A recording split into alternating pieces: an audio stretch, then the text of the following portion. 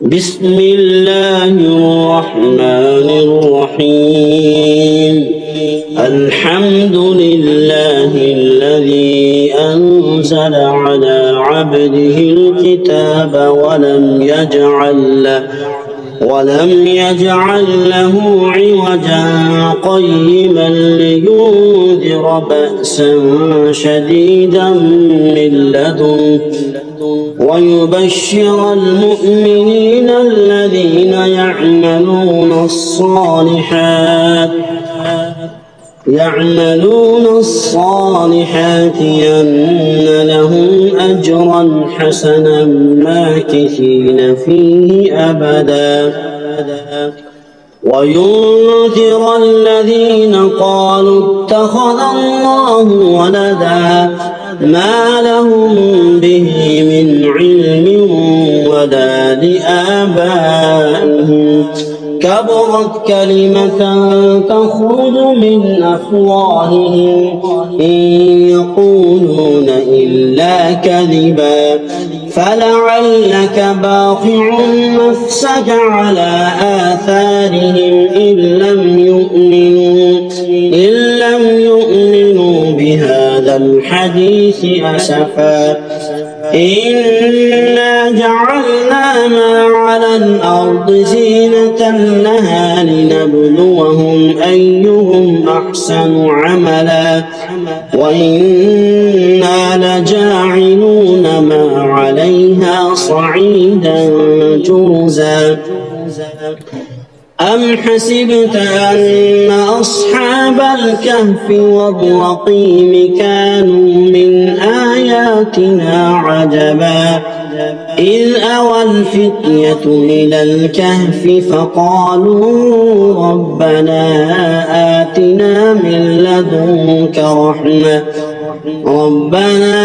آتنا من لدنك رحمة وهيئ لنا من أمرنا رشدا فضربنا على آذانهم في الكهف سنين عددا ثم بعثناهم لنعلم أي الحزبين أحصى لما لبثوا أمدا نحن نقص عليك نبأهم بالحق إنهم فتية آمنوا بربهم وزدناهم هدى وربطنا على قلوبهم إذ قاموا فقالوا ربنا رب السماوات والأرض لن ندعو من دونه إلها لقد قلنا إذا شططا هؤلاء قوم اتخذوا من دونه آلهة لولا يأتون عليهم بسلطان بين فمن أظلم ممن افترى على الله كذبا وإذ اعتزلتموهم وما يعبدون إلا الله فأووا إلى الكهف ينشر لكم ربكم من رحمته ويهيئ لكم من أمركم مرفقا وترى الشمس إذا طلعت تزاور عن كهفهم ذات اليمين وإذا غربت قرضهم ذات الشمال وهم في فجوة من ذلك من آيات الله من يهد الله فهو المهتد ومن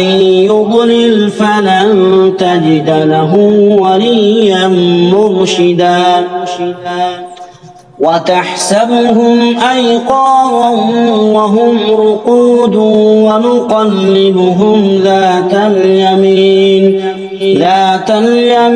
وذات الشمال وكلبهم باسط ذراعيه بالوصيد لو اطلعت عليهم لوليت منهم فرارا ولملئت منهم رعبا وكذلك بعثناهم ليتساءلوا بينهم قال قائل منهم كم لبثتم قالوا لبثنا يوما أو بعض يوم قالوا ربكم أعلم بما لبثتم فابعثوا أحدكم بورقكم هذه إلى المدينة فلينظروا أيها أزكى طعاما فليأتكم برزق منه وليتلطف ولا يشعرن بكم أحدا إنهم إن يظهروا عليكم يرجموكم أو يعيدوكم في ملتهم ولن تفلحوا إذا أبدا وكذلك أعثرنا عليهم ليعلموا أن وعد الله حق وأن الساعة لا ريب فيها إذ يتنازعون بينهم أمرهم فقالوا ابنوا عليهم بنيانا ربهم أعلم بهم قال الذين غلبوا على أمرهم لنتخذن عليهم مسجدا سيقولون ثلاثة رابعهم كلبهم ويقولون خمسة سادسهم كلبهم رجما بالغيب ويقولون سبعة وثامنهم كلبهم قل ربي أعلم بعدتهم ما يعلمهم إلا قليل فلا تمار فيهم إلا مراء ظاهرا ولا تستفت فيهم منهم أحدا ولا تقولن لشيء إني فاعل ذلك غدا إلا أن يشاء الله واذكر ربك إذا نسيت وقل عسى أن يهديني ربي لأقرب من هذا رشدا ولبثوا في كهفهم 300 سنين وازدادوا 9 قل الله أعلم بما لبثوا له غيب السماوات والأرض أبصر به وأسمع ما لهم من دونه من ولي ولا يشرك في حكمه أحدا واتل ما أوحي إليك من كتاب ربك لا مبدل لكلماته ولن تجد من دونه ملتحدا واصبر نفسك مع الذين يدعون ربهم بالغداة والعشي يريدون وجهه ولا تعد عيناك عنهم تريد زينة الحياة الدنيا ولا تطع من أغفلنا قلبه عن ذكرنا واتبع هواه وكان أمره فرطا وقل الحق من ربكم فمن شاء فليؤمن ومن شاء فليكفر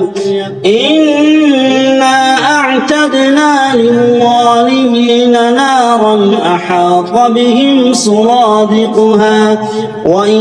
يستغيثوا يغاثوا بماء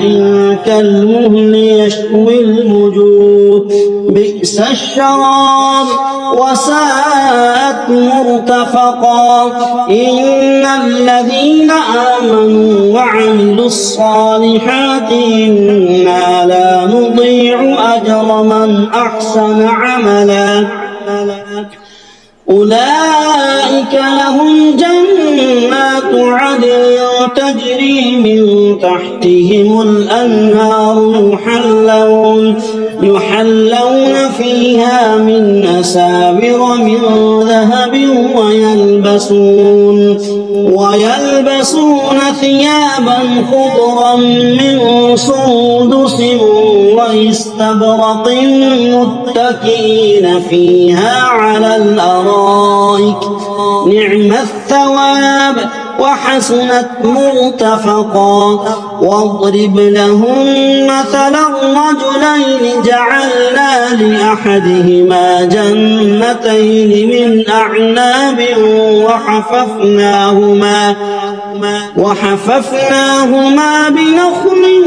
وجعلنا بينهما زرعا كلتا الجنتين آتت أكلها ولم تظلم منه شيئا وفجرنا خلالهما نهرا وكان له ثمر فقال لصاحبه وهو يحاوره أنا أكثر منك مالا وأعز نفرا ودخل جنته وهو ظالم لنفسه قال ما أظن أن تبيد هذه أبدا وما أظن الساعة قائمة ولئن رددت إلى ربي لأجدن خيرا منها منقلبا قال له صاحبه وهو يحاوره وكفرت بالذي خلقك من تراب ثم من نطفة ثم سواك رجلا لكن هو الله ربي ولا أشرك بربي أحدا ولولا إذ دخلت جنتك قلت ما شاء الله لا قوة إلا بالله إن ترني أنا أقل منك مالا وولدا فعسى ربي أن يؤتيني خيرا من جنتك ويرسل عليها حسبانا من السماء فتصبح صعيدا زلقا أو يصبح ماؤها غورا فلن تستطيع له طلبا وأحيط بثمره فأصبح يقلب كفيه على ما أنفق فيها وهي خاوية على عروشها ويقول يا ليتني لم أشرك بربي أحدا ولم تكن له فئة ينصرونه من دون الله وما كان منتصرا هنالك الولاية لله الحق هو خير ثوابا وخير عقبا واضرب لهم مثل الحياة الدنيا كماء أنزلناه من السماء فاختلط به نبات الأرض فأصبح هشيما تذروه الرياح وكان الله على كل شيء مقتدرا المال والبنون زينة الحياة الدنيا والباقيات الصالحات خير عند ربك ثوابا وخير أملا ويوم نسير الجبال وترى الأرض بارزة وحشرناهم فلم نغادر منهم أحدا وعرضوا على ربك صفا لقد جئتمونا كما خلقناكم أول مرة بل زعمتم أن لن نجعل لكم موعدا ووضع الكتاب فترى المجرمين مشفقين مما فيه ويقولون يا ويلتنا ما لهذا الكتاب لا يغادر صغيرة ولا كبيرة إلا أحصاها ووجدوا ما عملوا حاضرا ولا يظلم ربك أحدا وإذ قلنا للملائكة اسجدوا لآدم فسجدوا إلا إبليس كان من الجن ففسق عن أمر ربه أفتتخذونه وذريته أولياء من دوني وهم لكم عدو بئس للظالمين بدلا ما أشهدتهم خلق السماوات والأرض ولا خلق أنفسهم وما كنت متخذ المضلين عضدا ويوم يقول نادوا شركائي الذين زعمتم فدعوهم فلم يستجيبوا لهم وجعلنا بينهم موبقا ورأى المجرمون النار فظنوا أنهم مواقعوها ولم يجدوا عنها مصرفا ولقد صرفنا في هذا القرآن للناس من كل مثل وكان الإنسان أكثر شيء جدلا وما منع الناس أن يؤمنوا إذ جاءهم الهدى ويستغفروا ربهم إلا أن تأتيهم سنة الأولين أو يأتيهم العذاب قبلا وما نرسل المرسلين إلا مبشرين ومنذرين ويجادل الذين كفروا بالباطل ليدحضوا به الحق واتخذوا آياتي وما أنذروا هزوا ومن أظلم ممن ذكر بآيات ربه فأعرض عنها ونسي ما قدمت يداه إنا جعلنا على قلوبهم أكنة أن يفقهوه وفي آذانهم وقرا وإن تدعهم إلى الهدى فلن يهتدوا إذا أبدا وربك الغفور ذو الرحمة لو يؤاخذهم بما كسبوا لعجل لهم العذاب بل لهم موعد لن يجدوا من دونه موئلا وتلك القرى أهلكناهم لما ظلموا وجعلنا لمهلكهم موعدا وإذ قال موسى لفتاه لا أبرح حتى أبلغ مجمع البحرين أو أمضي حقبا فلما بلغا مجمع بينهما نسيا حوتهما فاتخذ سبيله في البحر سربا فلما جاوزا قال لفتاه آتنا غداءنا لقد لقينا من سفرنا هذا نصبا قال أرأيت إذ أوينا إلى الصخرة فإني نسيت الحوت وما أنسانيه إلا الشيطان أن أذكره واتخذ سبيله في البحر عجبا قال ذلك ما كنا نبغي فارتدا على آثارهما قصصا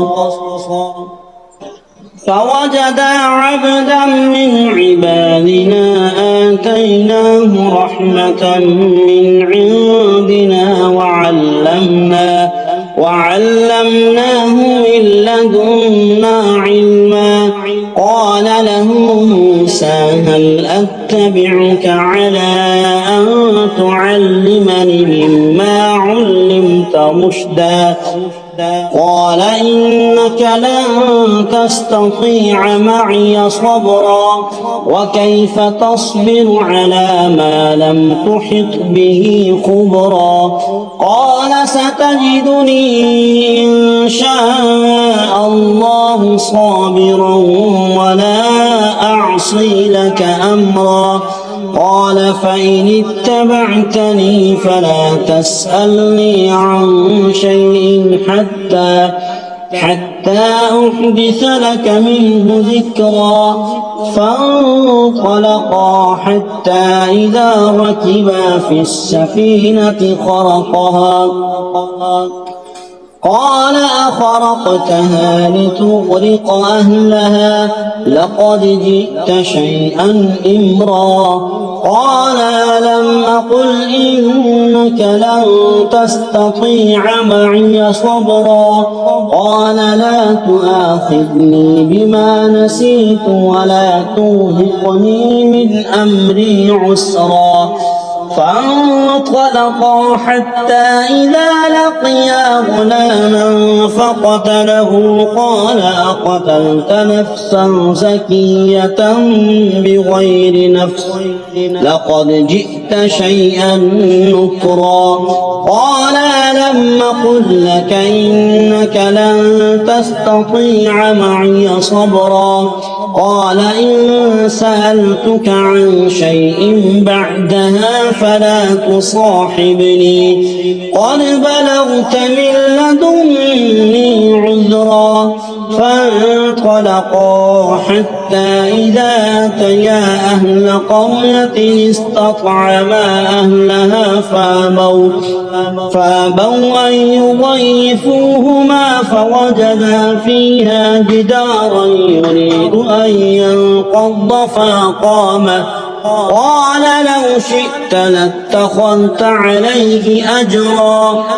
قال هذا فراق بيني وبينك سأنبئك بتأويل ما لم تستطع عليه صبرا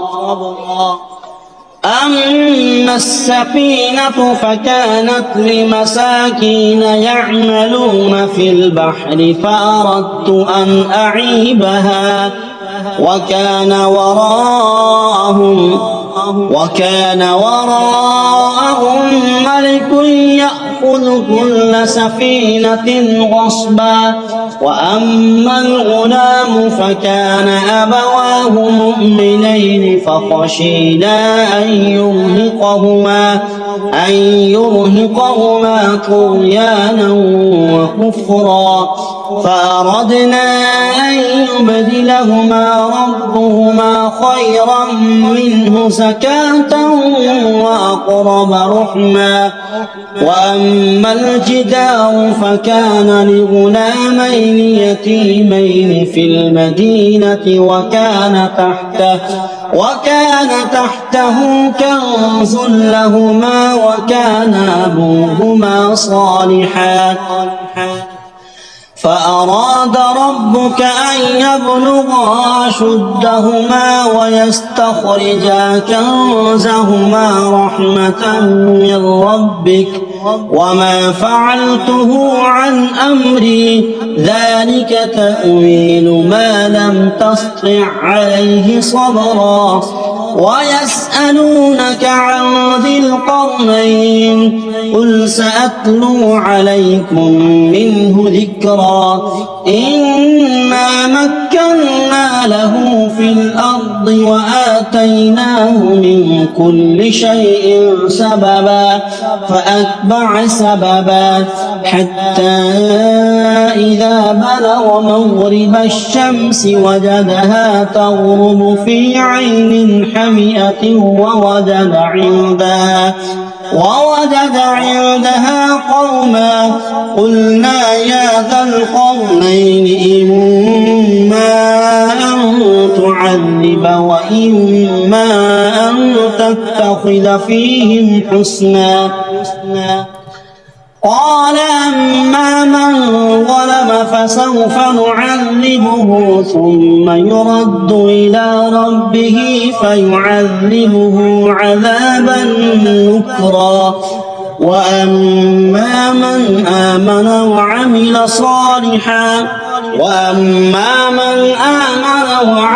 صالحا فله جزاء الحسنى وسنقول له من أمرنا يسرا. ثم أتبع سببا حتى إذا بلغ مطلع الشمس وجدها تطلع على قوم لم نجعل لهم من دونها سترا كذلك وقد أحطنا بما لديه خبرا. ثم أتبع سببا حتى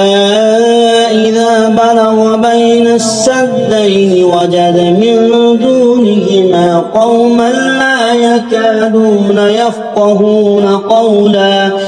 قالوا يا ذا القرنين إن يأجوج ومأجوج مفسدون في الأرض فهل نجعل لك خرجا على أن تجعل بيننا وبينهم سدا. قال ما مكنني فيه ربي خير فأعينوني بقوة أجعل بينكم وبينهم ردما. آتوني زبر الحديد حتى إذا ساوى بين الصدفين قال انفخوا حتى إذا جعله نارا قال آتوني أفرغ عليه قطرا. فما استطاعوا أن يظهروه وما استطاعوا له نقبا. قال هذا رحمة من ربي فإذا جاء وعد ربي جعله دكا وكان وعد ربي حقا. وتركنا بعضهم يومئذ يموج في بعض ونفخ في الصور فجمعناهم جمعا وعرضنا جهنم يومئذ للكافرين عرضا. الذين كانت أعينهم في غطاء عن ذكري وكانوا لا يستطيعون سمعا. أفحسب الذين كفروا أن يتخذوا عبادي من دوني أولياء إنا أعتدنا وأعتدنا جهنم للكافرين نزلا قل هل ننبئكم بالأخسرين أعمالا الذين ضل سعيهم في الحياة الدنيا وهم يحسبون أنهم يحسنون صنعا أولئك الذين كفروا بآيات ربهم ولقائه فحبطت أعمالهم فلا نقيم لهم يوم القيامة وزنا ذلك جزاؤهم جهنم بما كفروا واتخذوا آياتي ورسلي هزوا إن الذين آمنوا وعملوا الصالحات كانت لهم جنات الفردوس نزلا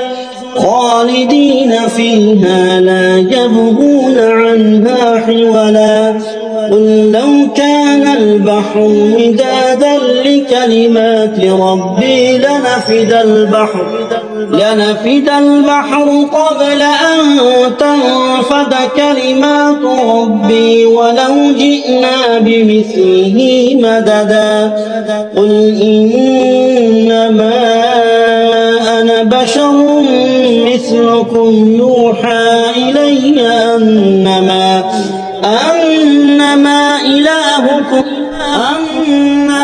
إلهكم إله واحد فمن كان يرجو لقاء ربه فليعمل عملا صالحا ولا يشرك بعبادة ربه أحدا صدق الله العظيم.